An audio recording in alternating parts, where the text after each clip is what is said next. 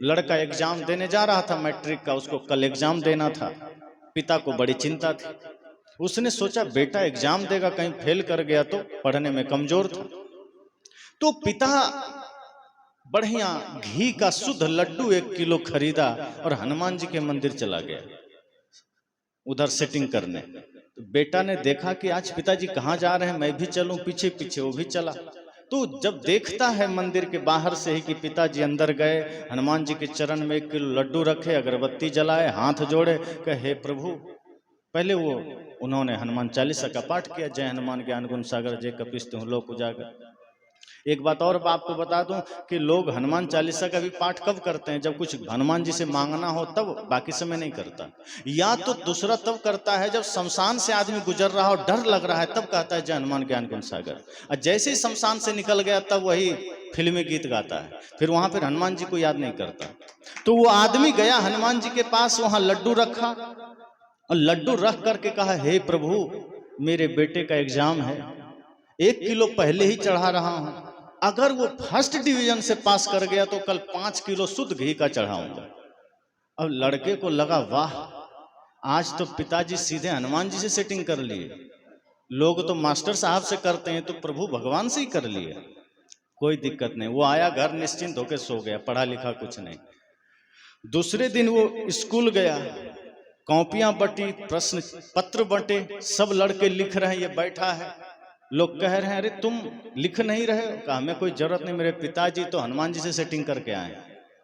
अब लड्डू बर्बाद ही तो हो जाएगा अगर हम लिख भी दिए तो, और जो सेटिंग ही हनुमान जी से हो गया तो लिखने की क्या जरूरत है। अब ये तो एकदम बड़े ही गुमान में बैठा है कि बात तो हनुमान जी से हो गई है, मुझे लिखना पड़े तो मतलब क्या है। पिताजी हमारी कितनी चिंता करते हैं, पिताजी हमारा कितना ख्याल रखते हैं, तो पहले ही बात कर ली हनुमान जी से। 3 घंटे बीत गया, कुछ नहीं लिखा, खाली कॉपी मास्टर साहब को दे दिए। मास्टर ने कहा कुछ लिखा नहीं, कहा चुपचाप कॉपी रखी, हम चले घर, हमारी बात हो गई ऊपर से। कहा किससे करे, आपके भी बाप हैं वो, उनसे बात हो गई। वो घर गया, कुछ नहीं लिखा। अब पिताजी लड्डू चढ़ा के निश्चिंत हैं कि बेटा थोड़ा मोड़ा लिख दिया तो कहीं पास हो जाए। अब बेटा निश्चिंत है कि पिताजी तो हनुमान जी से सेटिंग कर लिया, लिखने की क्या जरूरत है। कलम खर्च होगा, कॉपी खर्च होगा, समय खर्च होगा, बुद्धि खर्च होगी, लड्डू भी तो खर्च हुआ है, क्या करना फालतू। रिजल्ट जब आया, पिता सोच रहा है फर्स्ट डिवीजन वाला लिस्ट में बेटा का नाम होना चाहिए, हनुमान जी से बात करके आए हैं। और लड़का भी सोच रहा है कहीं तो नाम होगा, लेकिन जब देखा कि फेल वाला लिस्ट में नाम है, वो पास ही नहीं हुआ, फेल हुआ, तब पिता को बड़ा दुख हुआ। मास्टर ने बुलाया, पिता दुखी है। मास्टर ने कहा क्यों दुखी होगा, बेटा फेल हो गया। कहा फेल होगा नहीं तो कॉपी में कुछ लिखा ही नहीं। कहा कैसे।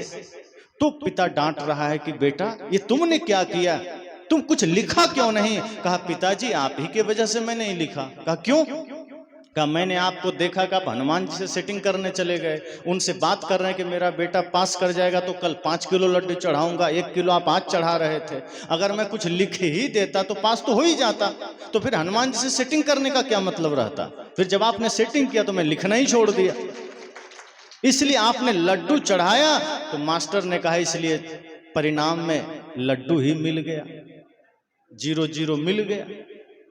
तो कबीर साहब भी तो यही बात कहते हैं कि अगर आप कुछ कर्म ही नहीं करेंगे, और चाहे पूजा आप राम जी का कर लीजिए, हनुमान जी का कर लीजिए, क्या मिल जाएगा। कोई किसान है और वो इंद्र की खूब पूजा करें कि आप हमारा फसल बढ़िया से उगा दीजिए और घर में आप चादर तान के सो जाइए, तो आपका फसल कट के घर आ जाएगा क्या। खेत में घास हो जाएगी, फसल तो कुछ भी नहीं होगा। सदगुरु कबीर यही तो कहते हैं कि 24 घंटे कर्म को पूजा बना लो। खेत में काम करते हो उसी को पूजा बना लो, सड़क में झाड़ू लगाते हो उसी को पूजा बना लो, सफाई का काम करते हो उसी को पूजा बना लो, आप घर में भोजन बनाते हैं उसी को पूजा बना लो। एक साधारण आदमी भगवान के लिए जब भोजन बनाता है, आप पूछे क्या कर रहे हो, तो माताएं कहती हैं भगवान का भोग बना रहे हैं, तैयार कर रहे हैं, प्रसाद बना रहे हैं। और सास ससुर के लिए बनाना हो तो गुस्से में लाल पीला होकर भोजन बना रहे हैं, जैसे तैसे खिलाती है। जो भगवान आपका एक कौर नहीं खा सकता, उसके लिए कितनी श्रद्धा से आप भोजन बना रहे हैं। और वही भगवान जिस सास ससुर में बस रहे हैं, जो जिंदा सामने है, उसको आप गुस्से में भोजन दे रहे हैं। और जो भोजन गुस्सा से, खिन्नता से तैयार होता है, पूजा तो वो बिल्कुल भी नहीं होता, वो भोजन भी जहर हो जाता है। इसलिए सदगुरु कबीर कहते हैं कर्म को पूजा बनाइए, अपने जीवन के हर एक पल को पूजा बना लीजिए, फिर आपके लिए मंदिर जाने की जरूरत कहाँ पड़ जाएगी, फिर आपको कहीं अलग से व्रत करने की क्या जरूरत पड़ेगी। हाँ, अगर आप उपवास रहना चाहते हैं आयुर्वेद की दृष्टि से सप्ताह में एक दिन जरूर रहिए, लेकिन ये सोच के नहीं कि स्वर्ग मिल जाएगा। शरीर से विषाक्त तत्व बाहर आ जाएगा उपवास रहने से, और कुछ नहीं होगा, आप स्वस्थ रहेंगे। सप्ताह में एक दिन उपवास रहना चाहिए, पर यह सोच कर नहीं कि इससे हमको मोक्ष मिल जाएगा। भोजन छोड़ देने से कहीं मोक्ष मिलता है? भोजन छोड़ने से मोक्ष नहीं मिलता है, बुरे विचारों को छोड़ने से मोक्ष मिलता है। भोजन छोड़ने से स्वर्ग नहीं मिलता है, क्रोध को त्याग करने से स्वर्ग मिलता है। जीवन में पाप का त्याग करिए, जीवन में ईर्ष्या का त्याग करिए, जीवन में हिंसा का त्याग करिए। आदमी लहसुन प्याज छोड़ देता है। एक आदमी कहा, अरे मत पूछिए, मैं तो लहसुन प्याज भी नहीं खाता। मैंने कहा, और क्रोध छोड़ दिया, नफरत छोड़ दिया? का नहीं, वो तो अभी भी हो जाता है, बच्चों पर क्रोध कर देते हैं, पड़ोसी से नफरत हो जाती है। मैंने कहा, लहसुन प्याज खाओ, कोई बात नहीं, नफरत मत करो, उसका त्याग कर दो, क्रोध का त्याग कर दो, ईर्ष्या का त्याग कर दो। ये सबसे बड़ा जहर है। अगर ये जीवन से नहीं छोड़ा तो लहसुन प्याज छोड़ने से क्या हो जाएगा? लहसुन प्याज तो जड़ी बूटी है, डॉक्टर भी कहते हैं कभी खा लो, उससे कोई अनर्थ नहीं हो जाएगा। साधक को मना है इसलिए कि थोड़ा सा वो ज्यादा गर्म होता है, तामसी होता है, बाकी उसका कोई नुकसान नहीं। जिसमें नुकसान है आदमी वो छोड़ता ही नहीं है। लहसुन प्याज छोड़ रहा है, कपड़े का त्याग कर रहा है, घर का त्याग कर रहा है, और जिन बुरे विचारों का त्याग करना था वो हम कभी जीवन भर नहीं करते। जिस क्रोध का त्याग करना था उसका त्याग नहीं करते, जिस अहंकार का त्याग करना था उसका त्याग नहीं करते। सदगुरु कबीर कहते हैं, अपने मन को विकारों से मुक्त कर लो, आपका घर ही मंदिर है, आपका जीवन ही मंदिर है, आपका हर दिन व्रत है, हर दिन पूजा है। सदगुरु कबीर कितना सरल रास्ता बताते हैं।